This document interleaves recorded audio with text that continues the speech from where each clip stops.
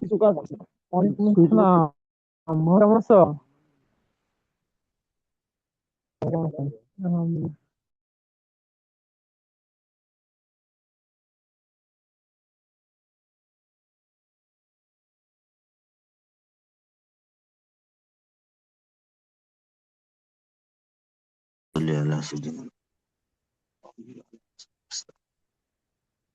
বিসমিল্লাহ রহমান রহিম। আমরা আজকে পিডিএফ এর 64 নম্বর পৃষ্ঠা আদিল্লাতুল হানাফিয়ার 64 নম্বর পৃষ্ঠা থেকে পড়বো ইনশাল্লাহ। বাবু লা ইয়াতানাজ্জাসুল মাউ বিমাউতি মা লাইসা লাহু দামুন সাইলুন। আজকের এই অধ্যায়টি শিরোনামের অর্থ হলো আহ, যে সমস্ত প্রাণীর ভিতরে প্রবহমান রক্ত নেই, যে সমস্ত প্রাণীর ভিতরে প্রবহমান রক্ত নেই, সেই সকল প্রাণী পানির ভিতরে পড়ে মারা গেলে তার মৃত্যুর কারণে সে পানি নাপাক হবে না। অর্থাৎ প্রবাহমান রক্তবিহীন কোনো প্রাণী পানিতে পড়ে মারা গেলে তদ্দরুন পানি নাপাক হবে না। তো এই মর্মে হাদিসগুলি আমরা একটু দেখে নিই। প্রথম হাদিসটি রাওয়াল বুখারী। ইযা ওয়াকা যুবাবু ফি শারাবি আহাদিকুম ফালিয়াগমিসহু সুম্মা লিয়ানজিআহু ফাইন্না ফি আহাদি জানাহাইহি দাআন ওয়া ফিল আখারি শিফাআন। وزاد أبو داود وإنه يتقي بجناحه الذي فيه الداء. وفي رواية ابن ماجه والنسائي إذا وقع في الطعام فامكلوه فيه فإنه يقدم السم ويؤخر الشفاء. ইসলাম যে একটা সত্য ধর্ম এবং এই ধর্মটি আল্লাহর মনোনীত একক সত্য ধর্ম, সেটি বোঝার জন্য খুব বেশি কিছুর প্রয়োজন হয় না। এই একটি হাদিস যেটি পড়া হলো, এই হাদিসটি যথেষ্ট। হাদিসটি বুখারী শরীফের বর্ণনা এসেছে, মানে বিশুদ্ধ সনদ সব থেকে। তো সেখানে বলা হচ্ছে, যখন মাছি তোমাদের পানি পানীয় পানি জাতীয় কোন খাবারের ভিতরে পানির ভিতরে পতিত হয়, খালি এক মিশ্র, তাহলে সেজন্য মাছিটাকে পানির ভিতরে চুবিয়ে দেয়, ডুবিয়ে দেয়, এরপরে ফেলে দেয়। কারণ হলো মাছির এক পরে সে বহন করে ব্যাধি, রোগ, ভাইরাস। ফাইন্না ফি আহাদি জানাহাইহি দাআন, মাছির একটা পরে থাকে ভাইরাস। অফিল আখরি শিফাআন, এবং আরেকটি পরে থাকে তার প্রতিষেধক। তো একটির ভিতর ভাইরাস আর আরেকটির ভিতরে সেই ভাইরাসের প্রতিষেধক, অ্যান্টিডোজ আল্লাহ তাআলা এইভাবে তৈরি করে দিয়েছেন। আর এই কথাটা কে বলছেন? আল্লাহ রসুল সাল্লাল্লাহু আলাইহি সাল্লাম বলছেন। কখন কোন সময়? আজ থেকে 1450 বছর আগের কথা, যখন না কোনো ল্যাব ছিল, যখন না মাইক্রোস্কোপ আবিষ্কার হয়েছিল। মাছির পরের ভিতরে যে ভাইরাস বা জীবাণু আছে, রোগ আছে, এটা বোঝার জন্য কোনো ধরনের ল্যাব ছিল না যেখানে পরীক্ষা করে এটা বোঝা যায়, বা এই আধুনিক বিজ্ঞানের তখন অস্তিত্ব ছিল না। তো আধুনিক বিজ্ঞান না থাকার পরও এই সংবাদ আল্লাহ রসুল কিভাবে দিলেন? নিশ্চয়ই যেটি বিজ্ঞানের উপরে সব থেকে বড় এলেমের যে মাধ্যমগুলি, এর সব থেকে আমাদের আকল বা জ্ঞানের, আমাদের সায়েন্স বলেন, আরো যদি উন্নত কোনো বিদ্যা অর্জন হয় পৃথিবীতে, কোনো অভিজ্ঞতা মানুষ অর্জন করে, তো সবগুলি গিয়ে যেখানে শেষ হয় সেখান থেকে আরেকটি জ্ঞান শুরু হয়। সেই জ্ঞানের নাম হলো ইলমুল ওয়াহই, ওহির জ্ঞান। তো ওহির জ্ঞান, এই ওহির জ্ঞান এর মাধ্যমে আল্লাহ রসুল সাল্লাহ আলি সাল্লাম বলেছেন, এই হাদিসের এই তথ্যটি তিনি আমাদেরকে জানিয়েছেন। তাছাড়া এটি জানার কোনো মাধ্যম ছিল না। এখন তো কোরআন চ্যালেঞ্জ করছে যে কোরআনের মতো কোরআন তৈরি করতে। হাদিস হলো কোরআনের ব্যাখ্যা। তো যারা মস্তাষ্টিক ওরিয়েন্টালিজম এই বিদ্যা অর্জন করেছে, যারা প্রাচ্যবিদ আর কি, আমাদের আহ, এ, কোরআন সুন্নাহ নিয়ে যারা গবেষণা করে, তারা তো সবসময় এই জাতীয় ভুল খোঁজার জন্য বসে আছে, যে ইসলামের কোন জায়গায় কোন সমস্যা আছে এটা খুঁজে খুঁজে বের করি। ওই জন্য তারা এটা নিয়ে চর্চা করে, তাদেরকে আমরা আরবিতে বলে মুস্তাশরিক, প্রাচ্যবিদ। তো এই প্রাচ্যবিদরা তো আমাদেরকে নিয়ে সবসময় গবেষণা করছে। তো এখানে অবশ্যই এটা যাচাই করে দেখেছে, এবং আমি পড়েছি, হ্যাঁ এটা যাচাই হয়েছে, বহুবার যাচাই হয়েছে, যে আসলেই মাছির এক পরের ভিতরে ভাইরাস থাকে, আর ওই ভাইরাসকে শোষণ করার মতো বা তার অ্যান্টিডোজ থাকে অপর যে পাখা, সেই পাখার ভিতরে। সুবহানাল্লাহ। তাহলে আমরা এই হাদিস আল্লাহ রসুল সাল্লাহ আলি সাল্লাম বলেছেন, এখানে ওই ব্যাখ্যার দিকে যাওয়ার আগে এখানে যে উদ্দেশ্যে হাদিসটিকে আনা হয়েছে আমরা সেই বিষয়টি আর একটু ভালো করে বুঝি। তার আগে হাদিসটি শেষ করি। ওয়াইন্নাহু ইয়াত্তাকি বিজানাহিল্লাযী ফি দাওয়া। দেখেন, আল্লাহ তাআলা প্রতিটা প্রাণীকে, প্রতিটা মাখলুককে, পৃথিবীতে যত মাখলুক আল্লাহ সৃষ্টি করেছেন, যাদের জীবন দিয়েছেন, এই প্রতিটা মাখলুককে আল্লাহ তাআলা তার আত্মরক্ষা করার জন্য ব্যবস্থাপনা দিয়ে আল্লাহ তাআলা তাকে সৃষ্টি করেছেন। সে হোক ছোট, তার মতো আত্মরক্ষা, তার দেহকে আত্মরক্ষা করার মতো কিছু দিয়েছেন। তো মানুষকে আল্লাহ তাআলা আত্মরক্ষা করার মতো তেমন কিছুই দেন নাই, কিন্তু যেটি দিয়েছেন সেটি সবার উপরে, এটা হলো আকল, যেটি আর অন্য কোনো প্রাণীকে আল্লাহ তাআলা দেননি। তো এখানে মাছি একটা ছোট প্রাণী, তাকেও আল্লাহ আত্মরক্ষা করার মতো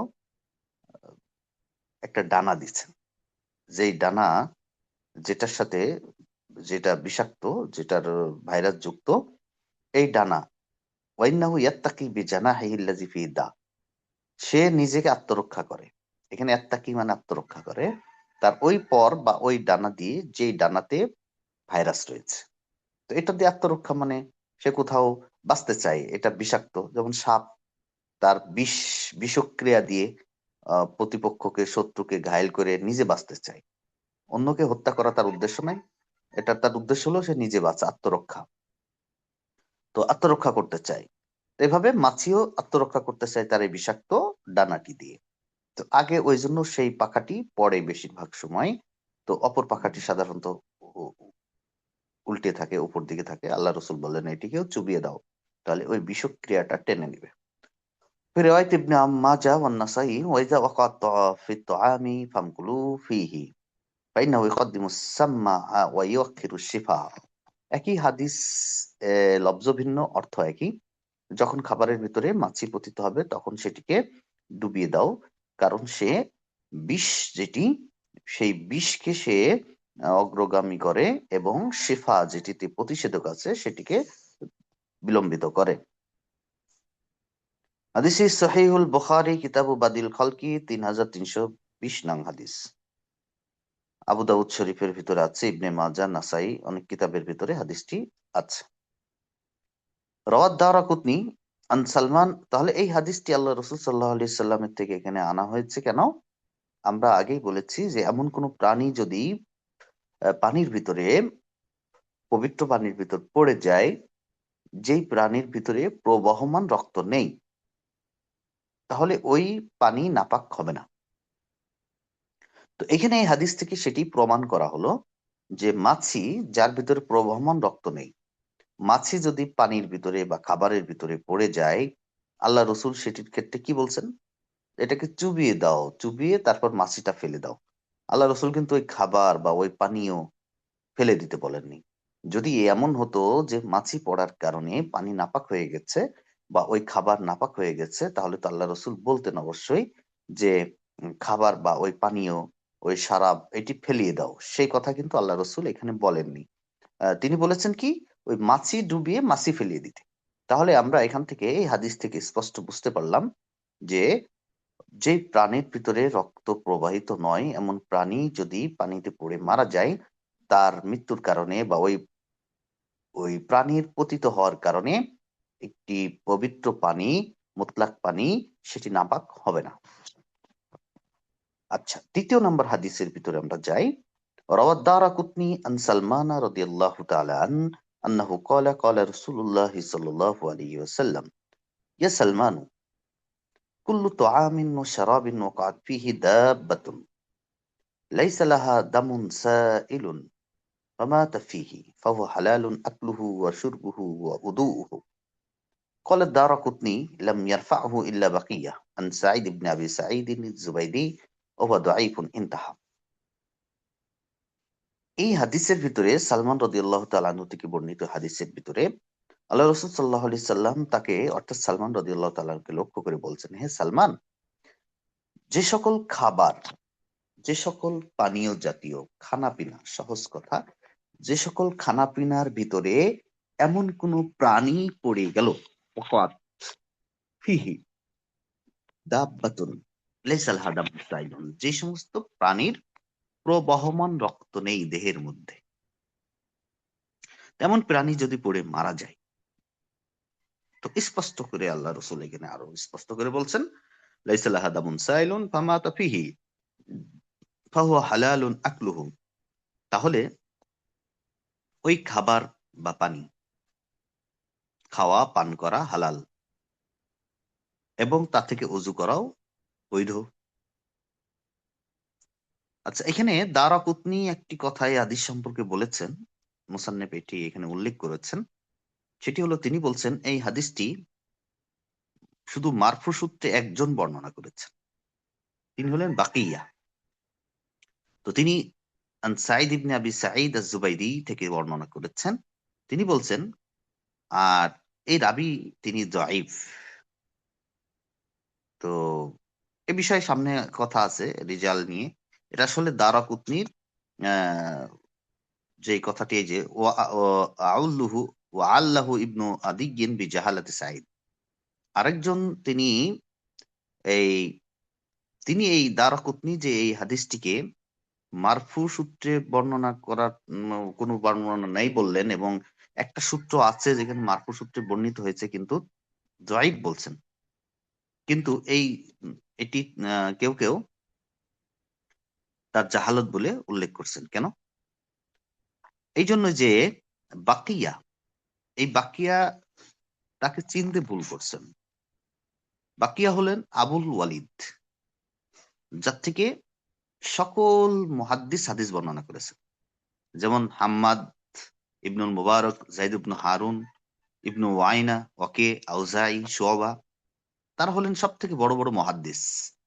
নাহিক আবি শুআবা ওয়াহতিয়াতি, আর শুআবা তিনি বলছেন যে তোমার জন্য যথেষ্ট শুআবা যে তার থেকে হাদিস নিয়েছেন, তার হাদিসের ব্যাপারে সতর্কতা এবং গ্রহণযোগ্যতা, ইহতিয়াত, এই শুআবা হাদিস গ্রহণ করাই তোমার জন্য যথেষ্ট, আর কিছু দরকার নেই।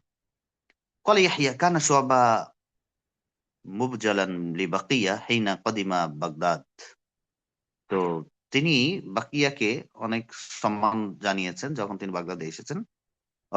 রাওয়ালাহুল জামাআ ইল্লাল বুখারী, বুখারী রাহমাতুল্লাহ আলাইহি ছাড়া সকলেই তার থেকে হাদিস বর্ণনা করছেন। আম্মা সাঈদ ইবনে আবি সাঈদ হাযা ফাযাকারাহুল খতীব ওয়া ক্বালা ওয়াসমু আবিহি আব্দুল জব্বার ওয়া কানা সিকা। যাক, এই বিষয়টি সহজ কথা হলো এই হাদিসটিও সহিহ।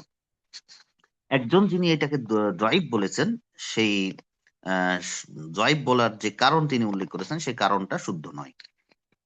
তাহলে আমরা এখান থেকে আরো স্পষ্ট করে পেলাম যে যে সকল প্রাণীর ভিতরে রক্ত প্রবাহ হয় না, প্রবাহিত রক্ত নেই, সে সকল প্রাণী যদি পানিতে, খাবারে, কোনো পবিত্র জিনিসে পড়ে মারা যায়, তখন তার মৃত্যুর কারণে সেই খাবার বা পানীয় নাপাক হয়ে যায় না। এবার সামনে যাই। বাবুল মাইল মুস্তামাল লা ইয়াজুজ ইস্তিমালুহু ফি তাহারাতিল আহদাস।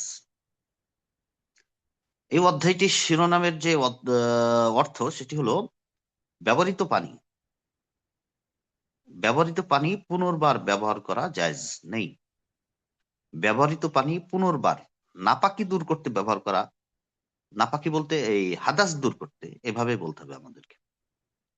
ব্যবহৃত পানি হাদাস দূর করার জন্য পুনর্বার ব্যবহার করা জায়েজ নেই। এখানে আমরা বিষয়বস্তুর ভিতরে প্রবেশ করার আগে সংক্ষেপে একটা মোকদ্দমা বলে নিই। সেটি হলো, পানি, আমরা যদি পানির হিসাব করি মৌলিকভাবে 4টা প্রকার। হুম? 1 নম্বর হলো মায়ে মুতলাক। মায়ে মুতলাক হলো যেই পানি আসমান থেকে নাজিল হয়। আল্লাহ তাআলা আসমানের পানিকে একমাত্র কোরআনের ভিতরে বলেছেন যে তহুরা। হুম? তিনি আসমান থেকে এমন পানি বর্ষণ করেন যে পানি হলো তহুর, মানে পবিত্রতাকারী। নিজে পবিত্র না হলে অন্যকে পবিত্র করা যায় না। আল্লাহ বলছেন তহুর। তহুর শব্দের অর্থ যে নিজে পবিত্র এবং অন্যকে পবিত্র করতে পারে। তো এখানে পৃথিবীর সবচাইতে মূল পানির হিসাব ধরা হয় হলো আসমানের পানি। আসমান থেকে যে পানি অবতীর্ণ হয়, এটি হলো মৌলিক পানি। এখন এই পানির গুণ সম্পন্ন যত পানি আছে, সেই পানিগুলিকে আমরা বলবো মোকাইয়াত, মুতলাক, মুতলাক পানি। আচ্ছা, তো এই মুতলাক পানি যেটি আসমান থেকে নাজিল হয়, এই এই পানির স্বভাবে, এই পানির গুণে গুণান্বিত সকল পানিকে আমরা মাউন মুতলাকুন বলবো। আচ্ছা, দ্বিতীয়ত মাউন মুকাইয়াদ। মুকাইয়াদ অর্থাৎ আসমান থেকে তো নাজিল হয় নাই, কিন্তু বিভিন্ন জায়গার পানি কিন্তু এর ভিতরে আসমানের গুণে গুণ সম্পন্ন, সেগুলিকে মুকাইয়াদ বলে। যেমন মাউল আবার, মাউল বিহার, সমুদ্রের পানি, নদীর পানি, খালবিলের পানি, টিউবওয়েলের পানি। হ্যাঁ, এটা একটা জিনিসের সাথে এটাকে কয়েদ করা হয়েছে, মানে অন্য মাধ্যমে আসছে পানিটি, কিন্তু এগুলির ভিতরেও তহারাতের গুণ সম্পন্ন, তহুর হওয়ার গুণ সম্পন্ন পানি এগুলি। এরপরে পানি, 3 নম্বর পানি হলো, তাহলে মায়ে মুতলাক দিয়েও এটিও পবিত্র, এবং মায়ে মুকাইয়াদ যেটি নাপাক নয় সেটিও পবিত্র, তা দ্বারা অজু গোসল জায়েজ। আরেক প্রকার পানি যদি আমরা ভাগে এখানে বিভাজন করি, সেটি হলো যেটি আহ মুস্তামাল। মুস্তামাল হলো যেই পানি অজু বা গোসলে ব্যবহৃত হয়েছে। অজু গোসলে ব্যবহৃত হয়েছে এমন পানি, হাত থেকে, শরীর থেকে বিচ্ছিন্ন হওয়ার পরে এই পানিটা মুস্তামাল বা ব্যবহৃত পানি হিসেবে গণ্য হয়। এখন মায়ে মুস্তামাল যেটি, এই পানিটা নিজে পবিত্র, তাহিরুন, কিন্তু গয়রু তহুরিন, নিজে পবিত্র কিন্তু অন্যকে পবিত্র করার যোগ্যতা তার ভিতরে নাই। 4 নম্বর যদি বিভাজন করি, তাহলে মায়ে নাজিস বা নাপাক পানি। নাপাক পানি হলো যেটি, যেই পানির সাথে নাপাকের মিশ্রণ হয়েছে, যে কোনো ভাবে, যে কোনো উপায়ে যেই পানিতে নাপাকি পড়েছে বা নাপাকের মিশ্রণ হয়েছে, শরীয়ত তাকে নাপাকের ফতোয়া দিয়েছে, নাপাকের হুকুম দিয়েছে, এমন পানি, এই পানিকে নাজিস বলা হয়। তাহলে মায়ে মুতলাক, মায়ে মুকাইয়াদ যদি আহ, মুতলাকের গুণে গুণান্বিত থাকে, তে পানি তো ব্যবহারযোগ্য। মায়ে মুস্তামাল পানি দিয়ে আমরা অজু গোসলে ব্যবহার করতে পারবো না, কিন্তু এটা দিয়ে নাজাসাত দূর করতে পারবো। এবং মায়ে নাজিস যেটি, সেটি দিয়ে কোনোটাই সম্ভব নয়। নাপাকিও দূর করা যাবে না, আবার হাদাস, তহারাত মিনাল হাদাসও সম্ভব নয়। এখানে প্রথম যে বিষয়টি আলোচনা এসেছে, মায়ে মুস্তামাল, সেই তহারাতুল আহদাস বা হাদাস থেকে পবিত্রতা হওয়ার জন্য মায়ে মুস্তামাল ব্যবহৃত পানি ব্যবহারের সুযোগ নেই। রওয়াল হাসান ইবনে জিয়াদ আন আবি হানিফা রাহিমাহুল্লাহ তাআলা আন্নাল মা'আল মুস্তামালা মুগাল্লাজুন বিন নাজাসা। তো মায়ে মুস্তামাল সম্পর্কে আবু হানিফা রাহমাতুল্লাহ আলাই দলিল আদিল্লাকে দেখেন। এখানে ওই আরেকটি বিষয় একটু বলে নিই। আবু হানিফা রহমতুল্লাহ আলাইহি থেকে একাধিক বর্ণনা আমরা, যারা শরহ উকুদি রসমিল মুফতি পড়েছি, সেখানে এই বিষয়টি আলোচনা হয়েছে। আবু হানিফা রহমতুল্লাহ আলাইহি থেকে একই বিষয়ে একাধিক বর্ণনা পাওয়া যায়। তিনি একাধিক বর্ণনা কেন, সেটি ও কারণ ওখানে উল্লেখ হয়েছে। তো তিনি দলিলগুলিকে আগে সামনে নিয়ে আসতেন। তো দলিলগুলি সামনে নিয়ে এসে তার উপরে মতামত পেশ করতেন। এই দলিলগুলির দিকে তাকালে মনে হয় যেন এই পানির হুকুম এমন। তারপরে কিছু দলিল আলাদা করতেন, বলতেন এই দলিলগুলির দিকে তাকালে এটার হুকুম হয় এমন। তো এই বর্ণনা করার পরে তিনি নিজের একটা অভিমত ৩-৪টাকে সমন্বয় করে তিনি ইস্তেহাত করে তখন বলতেন, আমার কাছে এটিই শক্তিশালী মনে হচ্ছে যে এই পানির হুকুম হলো এই।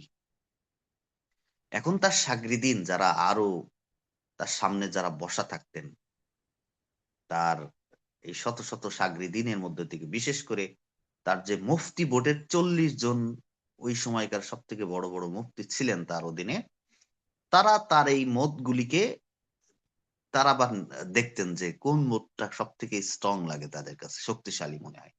যেহেতু তারাও মুস্তাহিদ ছিলেন, এজন্য মুস্তাহিদের জন্য কিন্তু আরেকটা মুস্তাহিদকে চোখ বন্ধ করে অনুসরণ করা জায়েজ নেই। কোন মুস্তাহিদ অন্য মুস্তাহিদকে চোখ বন্ধ করে ইতাআত করা হারাম, জায়েজ নেই। এটার অবকাশ আছে শুধু আমাদের মতো মানুষের মতো। আমাদের মতো মানুষের জন্য মানে এই অনুসরণ করা, তাকলিদ যেটাকে বলে। যারা যারা কোরআন সুন্নাহ থেকে সরাসরি ইজতিহাদ করার ক্ষমতা রাখেন না, তাদের দায়িত্ব হলো যারা মুস্তাহিদ, এমন মুস্তাহিদের একাধিক বর্ণনা থেকে তিনি যেটাকে নির্বাচন করেছেন তারা সেটাকে গ্রহণ করতে পারবে। এটা তাদের রুখসত, তাদের অবকাশ আছে। কিন্তু যারা মুস্তাহিদ ইজতিহাদ করার ক্ষমতা আছে তাদের জন্য কিন্তু যেটাকে বলি মাযহাব মানা বা তাকলিদ করা হারাম। এটা সব আলেমরা একমত এই ব্যাপারে। কারণ দেখেন, আমাদের হানাফি মাযহাবের একটি মাসলা হলো, আপনি বা একটা দল মরুভূমি এলাকায় গেছে। আপনাদের মনে করেন আজ থেকে ১৪০০ বছর আগের মানুষ, ঠিক আছে? তো উঠে সফর করে মরুভূমি এলাকায় গেছেন। আল্লাহ তাআলা প্রত্যেককে তো আকল দিয়েছে। মরুভূমি এলাকায় যাওয়ার পরে আপনাদের নামাজের সময় হয়েছে। এখন নামাজ পড়বেন। তো নামাজ কোন দিকে ফিরে পড়বেন? দিক নির্ণয় করতে পারছেন না। সূর্যও দেখছেন না আকাশে। কোনোভাবেই সম্ভব হচ্ছে না। এখন ওখানে সবাই কি করলেন? একজন মানুষ নামাজ পড়া শুরু করলো, আপনারাও তার দিকে মুখ করে নামাজ পড়লেন। হবে না, নামাজ হবে না। কি করতে হবে? প্রত্যেককে এখানে তার নিজস্ব আকল খাটিয়ে চিন্তা ভাবনা করে ফিকির করে, যেটাকে তাহাররি বলা হয় ফিকহের ভাষায়। তাহাররি করতে হবে। তাহাররি করে আপনার কাছে যেই দিকটা মনে হয় যে এই দিকটা হলো কাবা, কেবলা, ওই দিকে ফিরে নামাজ পড়বেন। এখন ১০ জন মানুষ যদি ১০ দিকে ফিরে নামাজ পড়ে, দিক অবশ্যই আমরা ৪টি বলি, কিন্তু ঘুরে নামাজ পড়লো চতুর্দিকে কাবা শরীফের মতো। এখন এই ১০ জনের নামাজ হবে কি হবে না? ১০ জনের নামাজই সহিহ। আল্লাহ দেখেন যে বান্দা আমার হুকুমটা ফলো করলো কি। এখানে হুকুম এটাই। তো আমার যেদিকে মনে হচ্ছে যে এইদিকেই কেবলা হবে সেদিকে মুখ করে নামাজ পড়ছি। তো এখানে সবার নামাজ সহিহ, বিশুদ্ধ। এখন মুস্তাহিদ যাদের ইজতিহাদ করার সক্ষমতা আছে, তারা তো এটা আরেকজনেরটা গ্রহণ করবেন না, বরং তারা দেখবেন যে এই মাসলাকে আমার মতামত কোন দিকে, সব দলিল কোনটা বেশি মজবুত মনে হচ্ছে আমার কাছে। তো হানাফি মাযহাবের ৪০ জন মুফতি ছিলেন। তার ভিতরে এই আলা তবকার যেই মুস্তাহিদ তার সাথে ছিলেন অনেকজন তার শাগরেদ, যেমন ছিলেন মোহাম্মদ রহমতুল্লাহ আলাই, আবু ইউসুফ রহমতুল্লাহ আলাই, হাসান রহমতুল্লাহ আলাই, জুবার রহমতুল্লাহ আলাই। তো এই সমস্ত তলিবুল ইলম ওই ৪০ জনের অন্তর্গত ছিলেন। তারা কিন্তু আবু হানিফা রহমতুল্লাহ আলাই সকল মাসলা ওনাদের মতের সাথে মিলে নাই। অনেক মাসলার ক্ষেত্রে এমন হয়েছে যে আবু হানিফা রহমতুল্লাহ ওই যে বলছি অনেকগুলি দলিল সামনে নিয়ে তিনি গবেষণা করে দেখছেন যে এই দলিলগুলির কারণে তার কাছে মনে হচ্ছে যেন এই হুকুম, আর কিছু দলিলের কারণে মনে হচ্ছে এই হুকুম। সবগুলি বলার পরে তারপর তিনি নিজের দলিলটা, নিজের শক্তিশালী মতটি বলেছেন। অনেক ক্ষেত্রে অন্যদের সাথে মিলে গেছে, আবার অনেক ক্ষেত্রে এমন হয়েছে যে অন্যরা আর যে ২-৩টা মত বলেছিলেন ওগুলি তাদের কাছে বেশি শক্তিশালী বা স্ট্রং মনে হয়েছে, সেই মতগুলি দিয়েছেন। তো ব্যবহৃত পানির ক্ষেত্রে আবু হানিফা রহমতুল্লাহ আলাইহ কিছু দলিল সামনে নিয়ে তিনি বললেন যে আমার কাছে এই দলিলগুলির কারণে মনে হয় যে ব্যবহৃত পানি মায়ে মুস্তামাল হলো নাপাক, শুধু সাধারণ নাপাক নয়, মুগাল্লাজ, নাজাসাতে গলিজা, মানে আপনি অজু করার পরে যে পানিটা ঝরে পড়লো, এই পানিটি যদি আরেকজনের গায়ে লাগে তাহলে ওই পানির জায়গাটা আবার পবিত্র পানি দিয়ে ধৌত করতে হবে। তিনি কিছু দলিলের আলোকে বললেন যে আমার কাছে এই দলিলগুলির কারণে ব্যবহৃত পানিকে এমন মনে হয়।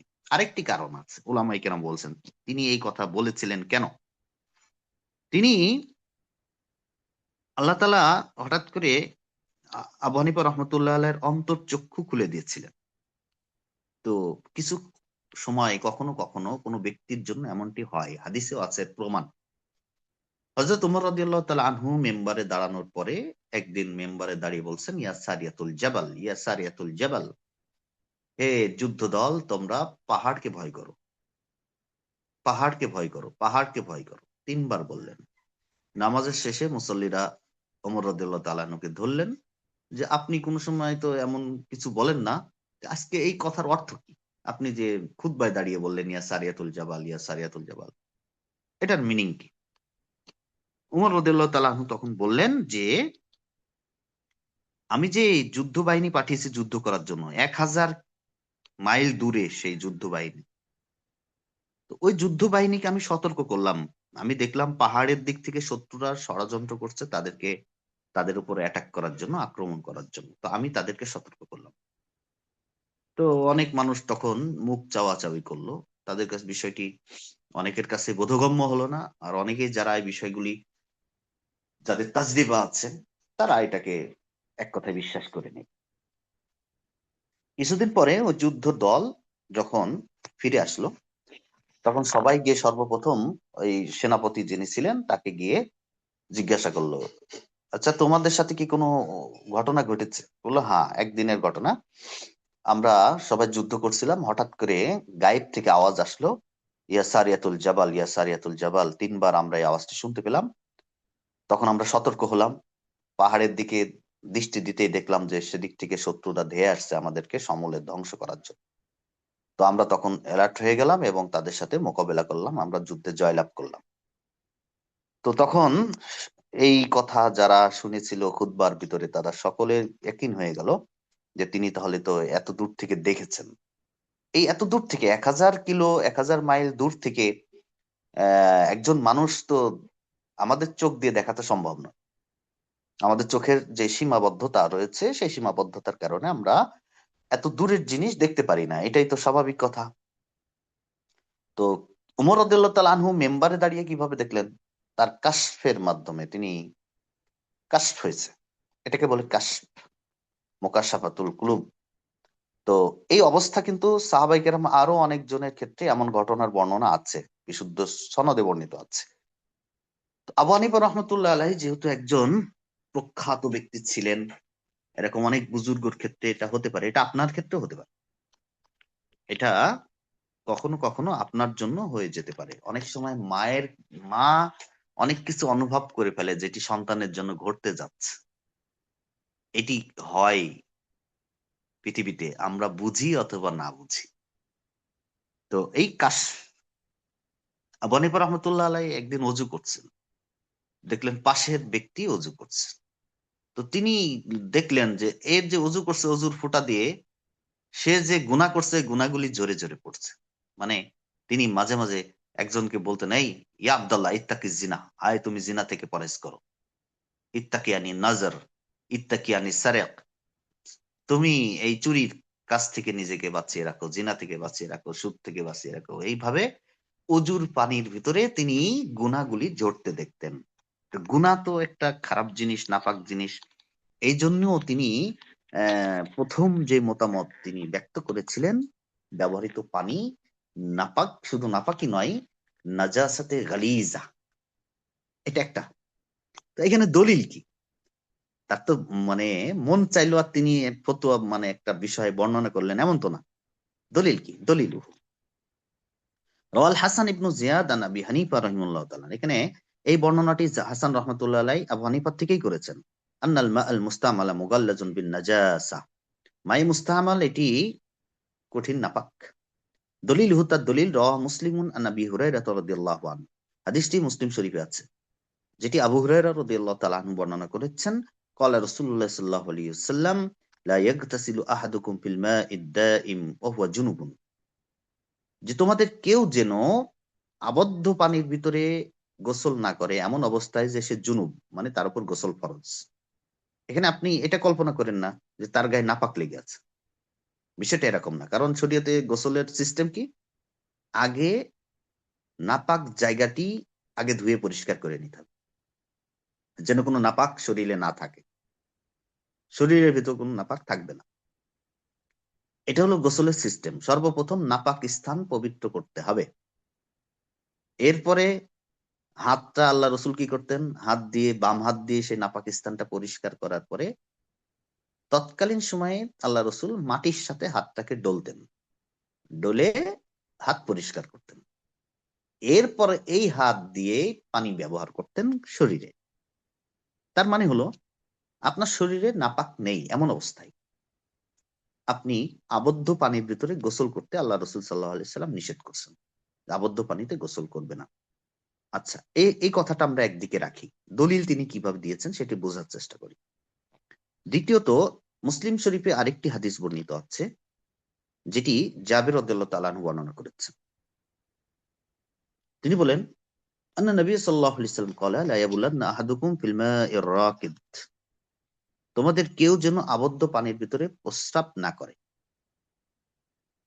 তাহলে দুটি বর্ণনা, একটি বর্ণনায় আমরা পেলাম আবদ্ধ পানিতে গোসল ফরজ হয়েছে এমন অবস্থায় কেউ গোসল করবে না। দ্বিতীয় বর্ণনা পেলাম কেউ আবদ্ধ পানির ভিতরে প্রস্রাব করবে না। এই দুই বর্ণনাটাকে তিনি কাছাকাছি এনেছেন। তাহলে যেখানে আল্লাহ রসুল সাল্লাহ আলাইসাল্লাম যা নিষেধ করছেন আবদ্ধ পানির ভিতরে প্রস্রাব করবে না, এটিকেও তিনি যেভাবে বর্ণনা করেছেন, আবার গোসলের ক্ষেত্রেও তিনি একইভাবে বর্ণনা করেছেন। মাউদ্দাইন, মানে উভয়টিকে তিনি মিলিয়েছেন। যে তাহলে কি হলো, যে প্রস্রাব করলে পানির যে অবস্থাটা তৈরি হবে, একজন জুনুবী মানুষ গোসল করলেও পানির ওই অবস্থায় তৈরি হবে। এজন্য আল্লাহ রসুল সাল্লাহ আলাইহি সাল্লাম নিষেধ করছেন যে তোমরা গোসল করো না। পরের বর্ণনা দেখি, আবু দাউদ, এই হাদিসটি এসেছে আবু দাউদ শরীফের মধ্যে। সেখানে বর্ণিত হয়েছে, লা ইয়াবুলান্না আহাদুকুম ফিল মাইদ দাইম ওয়া লা ইয়াগতাসিলু ফীহি মিনাল জানাবা, জানাবাতের গোসল করবে না, প্রস্রাব করবে না আবদ্ধ পানির মধ্যে। ওয়াজহুদ দালালা, তিনি কিভাবে দলিল দিলেন, আন্না নবী সাল্লাল্লাহু আলাইহি সাল্লাম সাওয়া ফিন নাহি, আল্লাহ রাসূল একে নিষেধ করার ক্ষেত্রে বরাবর করেছেন, বাইনাল বাউলি ফিল মাই ওয়াল ইকতিসাল ফি, পানিতে প্রস্রাব করা এবং গোসল করার ব্যাপারে। ওয়াতাসবিয়াতু তাকতাজি আন ইয়াকুনা আল মুকতাসাল বিহি নাজিসান, আর এই বরাবর করাটা দাবি করে যে যেই পানি দিয়ে গোসল করা হয়েছে সেই পানিটি নাপাক হয়ে যায়। যেমন নাপাক হয় প্রস্রাবের কারণে, একই রকম নাপাক হয় গোসল করার কারণে। আর প্রস্রাবের কারণে নাজাসা মিনাল বাউলি মুগাল্লাজা, প্রস্রাব করার কারণে পানি যে নাপাক হয় এই নাপাকটি হলো সাংঘাতিক পর্যায়ের নাপাক। তাহলে গোসল করার কারণে পানি যে নাপাক হবে সেটিও সাংঘাতিক পর্যায়ের হবে। এই দলিলগুলির দিকে তাকিয়ে আবু হানিফা রহমতুল্লাহ একটা মত দিয়েছিলেন। আবু হানিফা রহমতুল্লাহ দ্বিতীয় মত,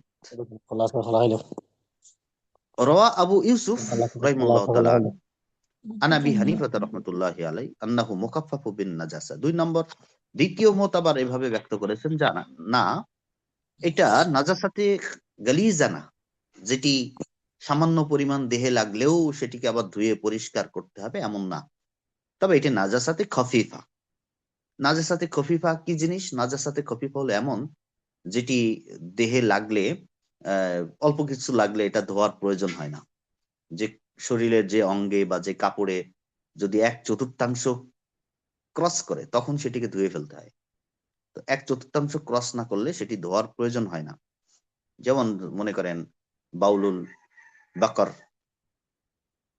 বাউলুমা ইউকালু লাহমু, যে সমস্ত প্রাণীর গোশত খাওয়া যায়, ভোজ্য প্রাণীর প্রস্রাব, এটি যদি দেহে কাপড়ে কোথাও লেগে যায়, তখন এটি যেই অঙ্গে লেগেছে সেই অঙ্গে, যেমন হাতে লেগেছে, হাতের 1/4 ক্রস না করলে এই অবস্থায় নামাজ পড়া যায়, নামাজ দুরুস্ত, বৈধ, সমস্যা হয় না। তো তিনি বলছেন এই প্রস্রাব করলে যেরকম মুগাল্লাজ হয়ে যায়, সেমন মুগাল্লাজ তো নয়, মায়ে মুস্তামাল, এটি খফিফা, নাজাসাতে খফিফা। তো এই খফিফা কিভাবে? দলিলুহু ইখতিলাফুল উলামা ফি কাউনিহি নাজিসান আও তাহিরান আও গায়রু তাহুরিন। এটার ক্ষেত্রে দলিল হলো উলামায়ে কেরামের ইখতিলাফ। উলামায়ে কেরাম ইখতিলাফ করছেন, মানে আবু হানিফা রাহমাতুল্লাহ আলাইহির উস্তাদ যারা ছিলেন, যারা তাবিঈন বা সাহাবায়ে কেরাম, তাদের মধ্যে এটা নিয়ে ইখতিলাফ ছিল যে মায়ে মুস্তামাল এটি নাপাক নাকি পবিত্র। কেউ বলছেন নাজিস, কেউ বলছেন তাহের, গায়রু তহুর। তো যে সমস্ত জিনিস মুখতালাফ ফিহি হয়, ওর ভিতরে একটু সুহুলত আসে, সিদ্ধত থাকে না, রুখসত চলে আসে। এই দৃষ্টিকোণ থেকে বলছেন নাজাসাতে খাফিফা। আবু হানিফা রহমতুল্লাহ আলাইহির ৩য় নম্বর মত, এবং এটির উপরে হানাফি মাযহাবের ফতোয়া, আগের দুইটির উপরে ফতোয়া নয়। আবু হানিফা রহমতুল্লাহ আলাইহির ৩ নম্বর মত, যেটিকে আবার গ্রহণ করেছেন কে? মুহাম্মদ রহমতুল্লাহ আলাইহি। আগেরটিকে গ্রহণ করেছেন আবু ইউসুফ রহমতুল্লাহ আলাইহি। প্রথম যে বর্ণনা সেটিকে গ্রহণ করছেন হাসান রহমতুল্লাহ আলাইহি। আবু হানিফা রহমতুল্লাহ আলাইহির ৩য় নম্বর বর্ণনা হলো তার ৩য় নম্বর মতামত, এবং এটির উপরেই ফতোয়া, এটি তার শক্তিশালী মত। সেখানে তিনি বলেছেন, যেটি মোহাম্মদ রহমতুল্লাহ আলাইহি রাওয়া মুহাম্মাদুন রাহিমাহুল্লাহ তাআলা আন আবি হানিফাতা রাহিমাহুল্লাহ তাআলা আন্নাহু তাহিরুন গায়রু তাহুরিন। মায়ে মুস্তামাল হলো নিজে পবিত্র কিন্তু পবিত্রতাকারী নয়, অর্থাৎ সে নিজে তো পবিত্র, শরীরে লাগলে, কাপড়ে লাগলে, কোথাও লাগলে এটা ধুইতে হবে না, এটা নিজে পবিত্র। আবার এই পবিত্র জিনিস দিয়ে নাজাসাত দূর করা যাবে। গয়রু তাহুরিন মানে এর দ্বারা হাদাস দূর করা যাবে না। কেউ এটা ব্যবহৃত ব্যবহৃত যে পানি, সেই পানি দিয়ে আবার কেউ অজু করতে পারবে না, গোসল করতে পারবে না। কিন্তু আপনার শরীরে মনে করেন আহ নাপাক লেগেছে, সে নাপাকি কিন্তু দূর করতে পারবেন এটি দিয়ে। আচ্ছা, ও দলিল হুয়া, এই ক্ষেত্রে দলিল কি? সহিহুল বুখারীর একটি বর্ণনা দেখেন, যেটি জাবের রাদিয়াল্লাহু তাআলা আনহু বর্ণনা করেছেন। তিনি বলছেন, ক্বালা মারিতু ফাআতানি নবী সাল্লাল্লাহু আলাইহি ওয়াসাল্লাম ওয়া আবু বকর রাদিয়াল্লাহু আনহু ওয়া হুমা মাশিয়ান। আমি অসুস্থ হয়ে পড়লাম, ফলশ্রুতিতে আল্লাহ রাসূল সাল্লাল্লাহু আলাইহি সাল্লাম এবং আবু বকর রাদিয়াল্লাহু তাআলা আনহু তাদের স্বভাব সুলভ সাধারণ আচরণ অনুযায়ী শুশ্রূষা করার জন্য পায়ে হেঁটে তার কাছে আসলেন। ফাওয়াজাদানি কদ উগমিয়া আলাইয়া, আমাকে তারা দেখতে পেলেন যে আমি সংজ্ঞা হারিয়ে ফেলেছি, মানে আমার জ্ঞান, কি বলে এটাকে, আমি আহ, অজ্ঞান হয়ে গেছি। বেহুশ কদ হয়ে আছে। উগমিয়া আলাইয়া, হ্যাঁ বেহুশ। তো আমি বেহুশ অবস্থায় আমাকে তারা দুজন দেখতে পেলেন। ফাতাওয়াদ্দা নবী সাল্লাল্লাহু আলাইহি ওয়াসাল্লাম, আল্লাহ রাসূল সাল্লাল্লাহু আলাইহি ওয়াসাল্লাম তখন ওযু করলেন। সুম্মা সাব্বা ওয়াদুআহু আলাইয়া, এখানে ওয়ার উপরে ফাতা দিয়ে পড়তে হবে। এরপর আল্লাহ রসুল সাল্লাহ আলি সাল্লাম তার অজুর পানি আমার উপর ছিটিয়ে দিলেন। তো অজুর পানি আমার উপর ছিটিয়ে দেওয়ার কারণে আফাকতু, আমার হুশ ফিরে এলো, আমি সুস্থ হয়ে গেলাম। এটি আল্লাহ রসুলের মোজেজা। ফাকুলতু ইয়া রসুল আল্লাহ, তখন আমি জিজ্ঞাসা করলাম, হে আল্লাহ রসুল, কাইফা আসনাউ ফি মালি, মানে মৃত্যু সজ্জায় তিনি, হ্যাঁ, মৃত্যু সজ্জায় থাকলে মানুষের এই চিন্তাটা আসে যে আমার মৃত্যুর পরে আমার সম্পদটা আমার সন্তানদের মধ্যে আমি কিভাবে ভাগ করে যাব। তখনও পর্যন্ত মিরাসের যে বিধান, মুসলিম উত্তরাধিকার আইন, তখনও পর্যন্ত প্রণীত হয়নি, তখনও নাজিল হয়নি। তো তিনি স্বাভাবিকভাবেই, যেহেতু মৃত্যু সজ্জায়, আল্লাহ রসুল সাল্লাহ আলি সাল্লামকে জিজ্ঞাসা করছেন, হে আল্লাহ রসুল, আমার সম্পদের ভিতরে আমি কিভাবে এটাকে তাকসিম করব, বন্টন করব, সন্তানদের কিভাবে দান করব বা দিব, কাইফা আখজি ফি মালি, আমার মাল কিভাবে আমি বন্টন করব। ফালাম ইউজিবনি বিশাইইন, আল্লাহ রসুলের কাছে যেহেতু এই মর্মে কোনো ওহী এখনো আসেনি, এজন্য আল্লাহ রসুল উত্তর দিলেন না, চুপ থাকলেন। হাত্তা নাজালাত আয়াতুল মিরাস, এক পর্যায়ে মিরাসের যে আয়াত, সেই আয়াত নাজিল হলো, লম্বা আয়াত। নাজিল হলো, যেখানে স্পষ্ট বর্ণনা আছে কে কতটুকু হিস্সা মাইয়াতের পক্ষ থেকে প্রাপ্ত হবে। তো সেদিন থেকে মুসলিম উত্তরাধিকার আইন প্রণীত হলো, কোরআনে লিপিবদ্ধ হলো। তো এখানে এখানে যে বিষয়টি দেখেন, অজুর পানি, যেই পানিটি হলো, আমরা পাক নাকি না পাক নিয়ে আলোচনা হচ্ছে। তো সেই পানি, অজুর অবশিষ্ট পানি, অজু করার পানি, এই পানি আল্লাহ রসুল সাল্লাহ আলি সাল্লাম তার সাহাবী মৃত্যু সজ্জায় তার গায়ে ছিটিয়ে দিচ্ছেন। যদি নাপাক হতো তাহলে কি এই পানি ছিটিয়ে দিতেন? দিতেন না। তো এটা নাপাক নয় বিধায় আল্লাহ রসুল সাল্লাহ আলি সাল্লাম তার শরীরে ছিটিয়ে দিচ্ছেন। যে নাপাকের কথা বলা হচ্ছে, মনে করেন কেউ কি ইচ্ছা করে কি নিজের প্রস্রাব আরেকজনের গায়ে মারবে? বা গরুর প্রস্রাবই হলো, হ্যাঁ, নাজাসাতে গালিজা বলেন আর খফিফা বলেন, এটা কি কেউ আরেকজনের গায়ে, তাও মৃত্যু পথযাত্রী একজনের গায়ে কেউ ছিটে দিবে? দিবে না। তো স্বাভাবিক ভাবেই হাদিস থেকে প্রমাণিত হলো যে অজুর পানি এটি কি নয়, নাপাক নয়। অপর আরেকটি বর্ণনা যেটি বুখারী শরীফের ভিতরে এসেছে, এই হাদিসটি সহিহুল বুখারীতে বর্ণিত আছে, মিন হাদিসে আবি জুহাইফা রাদিয়াল্লাহু আন قال اتيت النبي صلى الله عليه وسلم وهو في قبة حمراء من ادم। আল্লাহ রাসূল সাল্লাল্লাহু আলাইহি সাল্লামের কাছে আমি আগমন করলাম এমন অবস্থায় যে তিনি একটি গম্বুজের ভিতরে ছিলেন, লাল গম্বুজ তাবু, যেটি চামড়া দিয়ে তৈরি ছিল। রাআইতু বিলালান আখাযা উদু আন-নবী সাল্লাল্লাহু আলাইহি সাল্লাম, আর বিলাল রাদিয়াল্লাহু তাআলা আনহুকে দেখলাম তিনি আল্লাহ রাসূলের ওযুর পাত্র ধরে আছেন। ওয়ান্নাসু ইয়াবতাদিরুনা যালিকাল উদু, আর লোকেরা তারা প্রতিযোগিতা করছিল, দৌড়াদৌড়ি করছিল, তড়িঘড়ি করছিল ওই অজুর পাত্র স্পর্শ করার জন্য। ফামান আসাবা মিনহু শাইআন তামাসসাহা বিহি, ওই পানি, আবু হুরায়রা রাদিয়াল্লাহু তাআলা আনহু যে পানি তিনি ঢালছিলেন, ওই পানি যা একটু তারা পাচ্ছে, পাত্রটা সেটা নিজের শরীরের ভিতরে মোচন করছিল, নিজেদের গায়ে মাখছিল, বরকতান।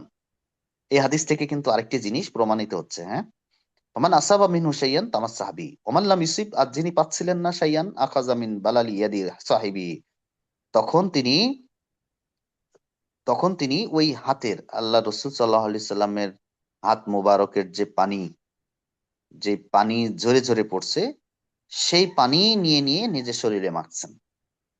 জাহির মিনহু আন্নাল মা আল মুস্তামাল তাহির, এখান থেকে বোঝা যায় যে ব্যবহৃত পানি এটি পাক। এই জন্যই তো তারা সেই পানি নিয়ে নিয়ে নিজের শরীরে মাখছেন। তো দেখেন বরকত, একজন বুজুর্গ মানুষ, আল্লাহওয়ালা মানুষ, তিনি নবী ছিলেন, তিনি নিষেধ করেন নাই। তো কোনো ব্যক্তি যদি আল্লাহওয়ালা হয়, বুজুর্গ হয় আপনার দৃষ্টিতে, তার থেকে বরকত গ্রহণ করা এটা নিষেধ নয়, এটাকে তাবাররুক। আমাদের অনেকেই বর্তমান সময়ে এই জিনিসটাকে খারাপ চোখে দেখে।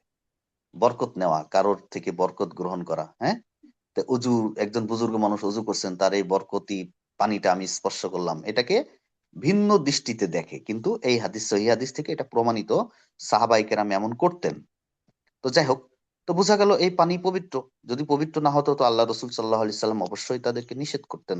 তো আল্লাহ রসুল সাল্লাহ আলি সাল্লাম নিষেধ করেননি, তাতেই প্রমাণিত হয় যে পানি অবশ্যই পবিত্র। তো যাক, হযরত উলামায়ে কেরাম, আজকে আমাদের এই অধ্যায় দুটি শেষ হয়েছে। আগামী সপ্তাহে ইনশাল্লাহ বাবু কুল্লু ইহাবিন দুবিগা ফাকাত তহুরা, এই অধ্যায়টিকে আমরা ইনশাল্লাহ আগামী সপ্তাহে পড়ব। তো হযরত উলামায়ে কেরাম, আমরা কয়জন আছি আজকে? 24 জন নাকি? মাশাআল্লাহ, 23 জন উপস্থিত। আহ তো সবাই ভালো আছেন? আলহামদুলিল্লাহ, আল্লাহ চাইলে। আলহামদুলিল্লাহ। শীত কমেছে আপনাদের এলাকায়? কমে নেই ওস্তাদ। ওরে বাবারে বাবা, এই অনেক আলামিন ভাই বেশি। তো কম্বলের ভিতর থেকে বের হয় না দেখি। আলামিন ভাই কম্বলের ভিতরে। আসসালামু আলাইকুম রাহমাতুল্লাহ। ওস্তাদ জি, চিটাগাং অনেক শীত, অনেক ঠান্ডা। ঠান্ডা অনেক এলাকায়। আমরা যে এলাকার মানুষ, আমাদের এলাকায় তো গতকালকে মনে হয় 7.7 কত যেন ছিল তাপমাত্রা।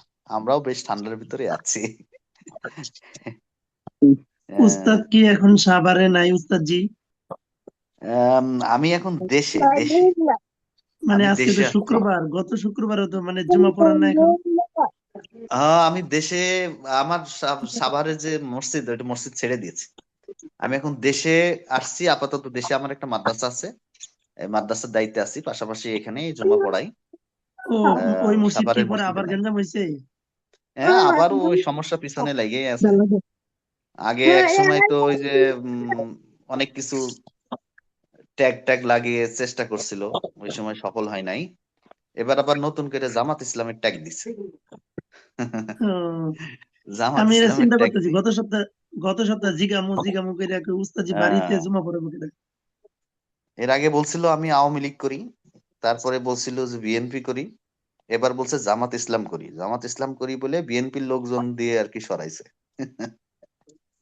যাক, আল্লাহ আল্লাহর উপর ভরসা, লানত রিজিক করুক। রিজিক যেখানে আছে আল্লাহ সেখানেই সবাইকে তো আপনাদের গ্রামের বাড়ি সঠিক কোথায়? করে।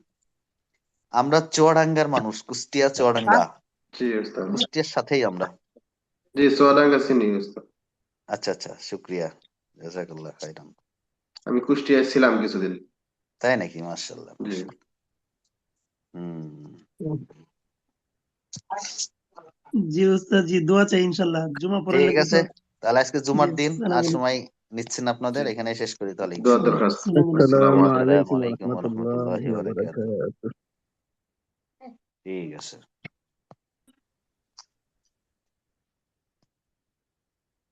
মদিনা।